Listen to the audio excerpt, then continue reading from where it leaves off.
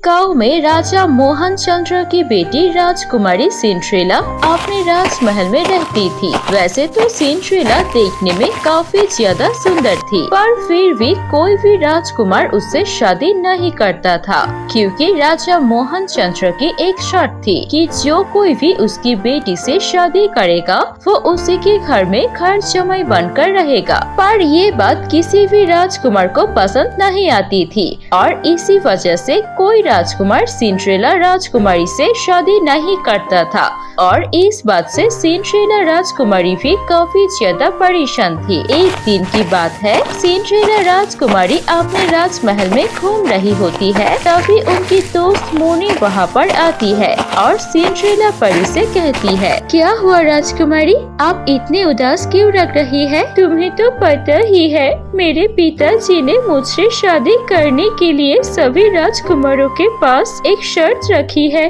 और उसी वजह से कोई भी मुझसे शादी नहीं करता था। हाँ, मुझे पता है कि तुम्हारे पिता ने तुमसे शादी करने के लिए घर जमाई बनने वाली शर्त रखी है, पर तुम चिंता मत करो, कोई तो ऐसे राजकुमार होगा जो तुम्हारे लिए घर जमाई बनेगा। पता नहीं कब मेरी शादी होगी, मुझे तो कुछ समझ में नहीं आ रहा है, कहीं ऐसा न हो कि मैं बूढ़ी हो जाऊँ। आप ऐसा क्यों कह रही है? आप देखना, जल्द ही आप आपकी जिंदगी में कोई सुंदर सा राजकुमार आएगा जो आपके लिए घर जमाई और आपसे शादी करेगा। इसके बाद मोनी राजकुमारी सिंड्रेला से काफी देर तक बात करती रहती है और फिर वो वहाँ से चली जाती है। धीरे धीरे समय बीतता जा रहा था, पर अभी तक राजकुमारी सिंड्रेला से किसी भी राजकुमार ने शादी करने के लिए हामी नहीं भरी थी। एक दिन की बात है, सिंड्रेला राजकुमारी अपने महल से बाहर बगीचे में घूम रही होती है,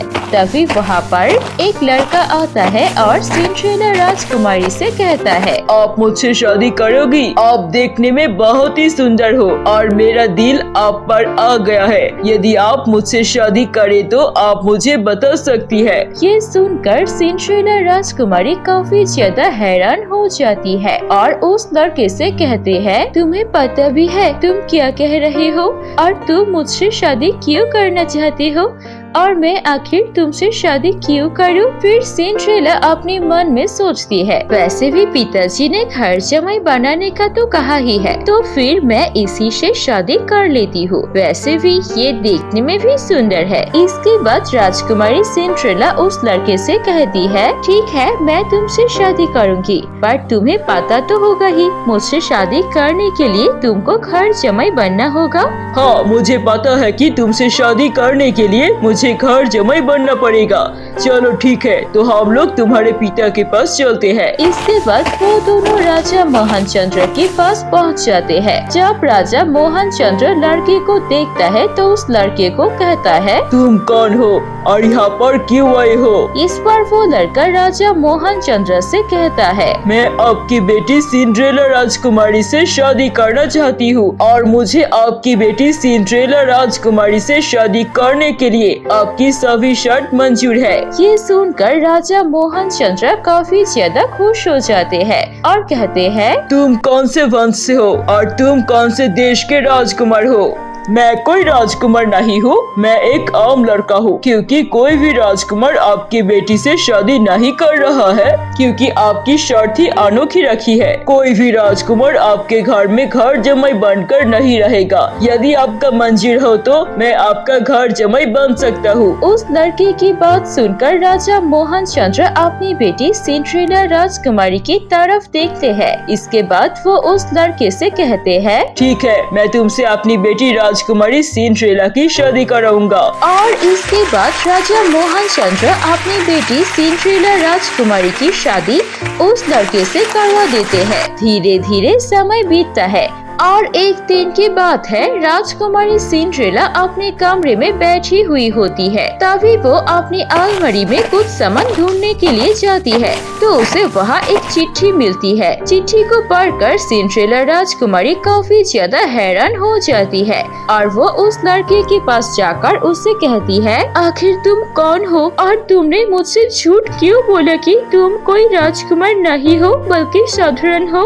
जबकि तुम एक राजकुमार हो? आखिर तुम्हारा क्या नाम है? मुझे सब कुछ पता लग गया है। मैंने तुम्हारे कपड़ों में मिली चिट्ठी पढ़ ली है। ये सुनकर वो लड़का राजकुमारी सिंड्रेला से उस चिट्ठी को ले लेता है और इसके बाद सिंड्रेला राजकुमारी से कहता है, मैं कोई आम लड़का नहीं हूँ, मैं रायपुर का राजकुमार हूँ। पर तुम्हारे पिता का घमंड तोड़ने के लिए मैं यहाँ पर आया था, क्योंकि तुम्हारे पिता ने एक शर्त रखी थी कि जो कोई भी घर जमाई बनेगा उसी से वो तुम्हारी शादी करवाएंगे, और इसीलिए मैं यहाँ पर आया हूँ। मैं पूरा महल अपने नाम कर लिया है। आप देखो तुम्हारे पिता को मैं कैसे सबक सिखाता हूँ। और ये कहकर वो लड़का वहाँ से चला जाता है और राजा मोहन चंद्र को पास जाकर उनसे कहता है, तुम मेरे महल से निकल सकते हो, क्योंकि ये राजमहल मेरा अब मेरा हो गया है। ये सुनकर राजा मोहन चंद्र काफी ज्यादा हैरान हो जाता है और कहता है, ये कैसे हो सकता? इस पर वो लड़का राजा मोहन चंद्र को सब बता देते हैं और फिर वो लड़का राजा मोहन चंद्र से कहता है, यही तो होता है घर जमाई बनने के फायदा।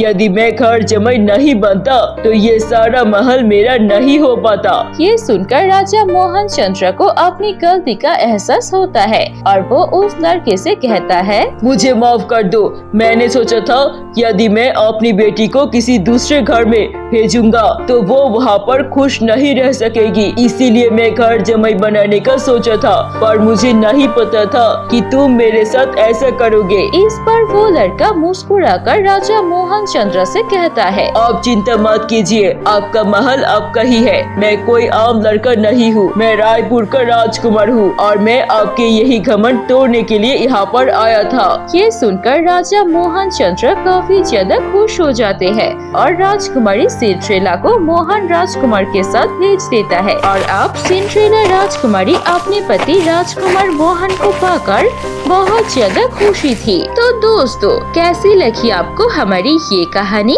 हमें कमेंट करके जरूर बताएं। अगर आपको ये कहानी अच्छी लगी हो तो जरूर लाइक कीजिएगा और जल्दी से हमारे चैनल को सब्सक्राइब कर दीजिए। फिर मिलेंगे अगले वीडियो पर। धन्यवाद। तो दोस्तों, कैसी लगी आपको हमारी ये कहानी? हमें कमेंट करके जरूर बताएं। अगर आपको ये कहानी अच्छी लगी हो तो जरूर लाइक कीजिएगा और जल्दी से हमारे चैनल को सब्सक्राइब कर दीजिए। फिर मिलेंगे अगले वीडियो पर। धन्यवाद।